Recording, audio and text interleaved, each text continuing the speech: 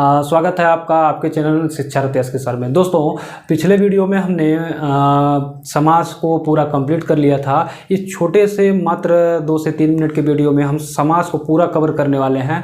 कुछ चंद ट्रिक लेकर के आए हैं जो शायद यूट्यूब के इतिहास में पहली बार ऐसा ट्रिक होगा कि इस ट्रिक को मात्र 4 लाइन अगर आप याद कर लेते हैं तो आपको 6 के 6 समास एकदम बिल्कुल शायद कभी गलत ना हो, लगभग मान के चलिए 90% तक आपका यहीं से समास बन जाएगा और इसके बाद जो है आपको गलती नहीं होगी। तो 90% यहाँ से सुधार हो जाएगा। ठीक है दोस्तों, अब मैं ये नहीं कह सकता कि 100%, क्योंकि 100% कोई चीज़ 100% नहीं होती है।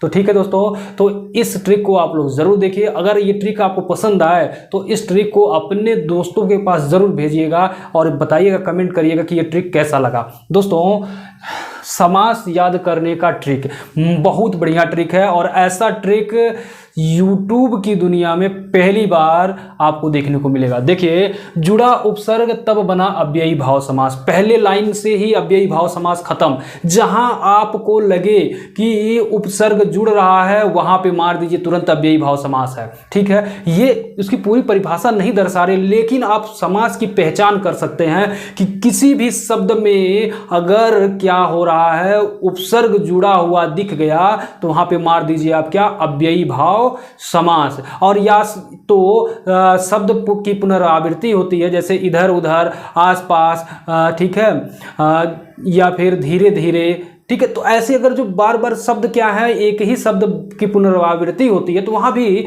अव्ययी भाव समास ही होता है। लेकिन अगर ज़्यादातर जो है एक जैसे शब्द तो नहीं आते हैं, लेकिन जहाँ कोई भी ऐसा शब्द होगा उसमें उपसर्ग जरूर जुड़ा होगा। तो जुड़ा उपसर्ग तब बना अव्ययी भाव समास। तो पहले एक लाइन से ही आपका अव्ययी भाव समास क्लियर हो गया। दूसरा लाइन क्या कहता है कि शब्द की विशेषता कर्मधारय बताए। तो शब्द की विशेषता, जहां पे शब्द की विशेषता बताई जाए, अरे आपको याद है कि हमने कर्मधारय में बताया था कि पहला पद विशेषण और दूसरा पद विशेष्य होता है, या उपमेय या उपमान होता है। उपमेय क्या होता है, जिसकी विशेषता बताई जाए। उपमान क्या होता है, जिससे विशेषता बताई जाए। विशेषण क्या होता है, जो संज्ञा या सर्वनाम की विशेषता बताता है। विशेष्य क्या होता है, जिसकी विशेषता बताई जाती है। ठीक है, तो ये चीजें आपको हमने बता दिया है कि शब्द की विशेषता कर्मधारय बताई, यानी जहां पे विशेषता, किसी शब्द के विशेषता की बात चल रही हो वहां पे आपका क्या होगा, आपका वहां पे कर्मधारय हो जाएगा। आगे है संख्यावाची द्विगु बनाए, यानी जहां भी संख्या की बात आ जाए,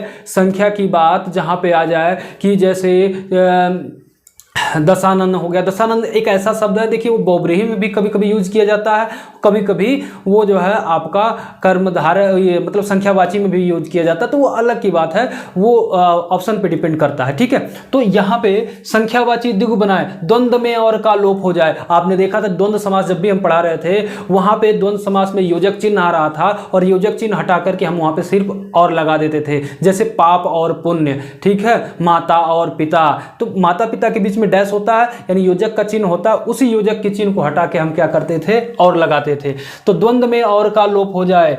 नया अर्थ किसी व्यक्ति विशेष का संबंध बहुब्रीहि दर्शाता है, जैसे हमने कहा क्या, लंबोदर, लंबा है उदर जिसका, यानी किसकी बात चल रही है, गणेश भगवान की बात चली, यानी लंबा है उदर जिसका, ठीक है, यानी पेट जिसका बड़ा है। ठीक है, तो यहाँ पे किसी व्यक्ति विशेष से संबंध बताता है, वही क्या होता है, बहुब्रीहि समास होता है। आगे चलिए, यहाँ पे कहा गया है कि कारक के चिन्हों का लोप हो जिसमें तत्पुरुष समास कहलाता है। अरे भाई, अभी तो पिछले वीडियो में हमने पढ़ा है कि कारक के चिन्हों का लोप हो। कारक कितने होते हैं, तो आप कहोगे कारक 8 होते हैं। तो पहला कारक यानी कर्ता कारक छोड़ करके और लास्ट वाला 8वां कारक यानी संबंध क्या है, जो होता है संबंध बोधक या विस्मयादि बोधक जो कारक होता है उसको छोड़ करके पहला ऊपर का और लास्ट 8वां छोड़ करके बाकी सारे कारक तो वही है ना। ठीक, तो ये सारी चीजें आपको पता है।